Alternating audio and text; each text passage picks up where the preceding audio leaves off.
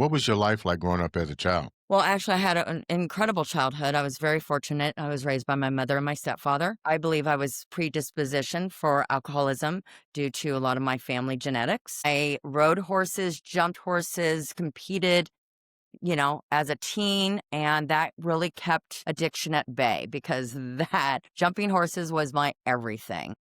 And then so in horses, once you become 18 years old, you're no longer competing as a junior. So at 18 years old, I had to stop riding and having horses. I went to college, and that is when I really started to get involved in drugs and alcohol, definitely rock and roll lifestyle. My first husband managed a very major, very famous band. And so I was surrounded by alcohol and cocaine, and it really just grabbed me. And so in my 30s it was cocaine and alcohol and a little bit of other stuff, and in my 20s it was cocaine, and then in my 30s I found methamphetamine, and that just takes you down a super dark path.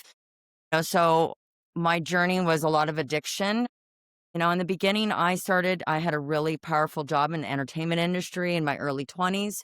And as my addiction got a hold of me, those jobs got, less and less. And I even changed industries because I just wasn't able to sustain the level of being a professional that I could under the influence. And, you know, I also got into, after I divorced my first husband, because I divorced him because he was a drug addict. I thought, which was ironic. So he had much more of the problem than me when in my early 20s. He snorted our house, cars, and me up his nose. And I was just like, well, if I leave, maybe he'll stop doing the drugs, because I truly loved the man. He was a great man, but the drugs were just killing us. Now, you wasn't participating in the drugs with him? I was definitely participating, but his level of addiction and mine at that time were very different proportionally. What do you mean when you say his level? Because to me, if I'm an addict and you're an addict, we're both an addict. It's who can smoke, who can snort the most coke at the See, end of the day. you're right. That's later my life. But at this point in my early 20s, I still could have an off switch. I still could be like, I have an important work event tomorrow. I need to show up to family. I need to whatever that, and I could stop. Now, my So you was a ex-husband, on the other functional hand, addict, basically. You was a functional addict.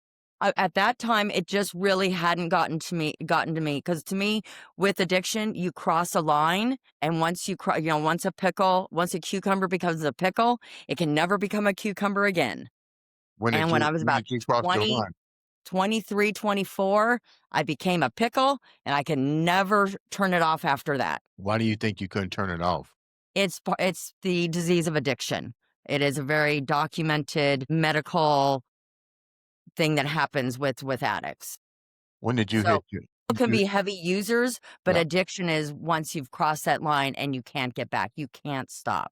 How did you know you really crossed the line? I mean, because if I'm not, I don't know much about addiction on that level, but to me, do you really know when you crossed the line? Like, did you sell yourself, prostitution? Did you steal? How did you know you started to cross those lines? Because going out and buying it is different. I would think that you 100%. you would do something that's totally out of character that would let you know, damn, you know what? I'm fucked up. I shouldn't have never done that.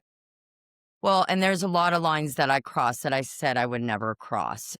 For that was a lot of it was a moral compass for me, things that I just, if I was someone that was not under the influence, me today, things I would just never even consider. But don't leave me hanging. Do Well, that I to think me. a huge part of my addiction was how I felt about myself as a result of being an addict. And so my pickers of men, I was getting into a lot of abusive relationships. I would never have tolerated being abused if I wasn't in these very addictive, toxic relationships. And crossing the lines for me is lying, manipulating my family. To me, there was so many things that I did that I just was like, who am I? I would never do that.